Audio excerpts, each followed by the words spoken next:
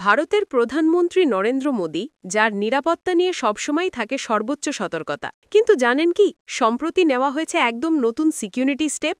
Prime minister মোদির জন্য এখন এসপিজি এর পাশাপাশি কাজ করছে এআই বেসড সার্ভেলেন্স সিস্টেম, যেখানে ফেশিয়াল রেকগনিশন আর ড্রোন মনিটরিং একসাথে ট্র্যাক করছে ক্রাউড মুভমেন্ট। মানে হাজারো ভিড়ের মধ্যে থেকে খুঁজে বার করা যাবে এমন কাউকে, যে দেশের অন্যতম সর্বোচ্চ পদাধিকারীর অশনি সংকেত হওয়ার চেষ্টা করবে। হোম মিনিস্ট্রি জানিয়েছে, প্রতিটি জনসভা ও বিদেশ সফরের আগে অন্তত ৩ স্তরের সিকিউরিটি ক্লিয়ারেন্স হয়।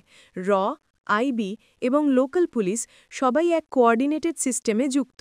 মোদির চীন সফরের সময়কালে যে চরম ঘটনাটি থেকে মোদি রক্ষা পান, তারপরই এই পদক্ষেপ নেওয়া হয়েছে। দেশের প্রধানমন্ত্রী মানে শুধু একজন নেতা নন, তিনি দেশের মুখ। তার নিরাপত্তা মানেই দেশের মর্যাদা।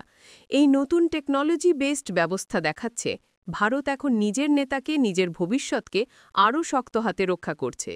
এই রকম তথ্যভিত্তিক নিউজ পেতে সাবস্ক্রাইব করুন B4U নিউজ বাংলা চ্যানেলটি।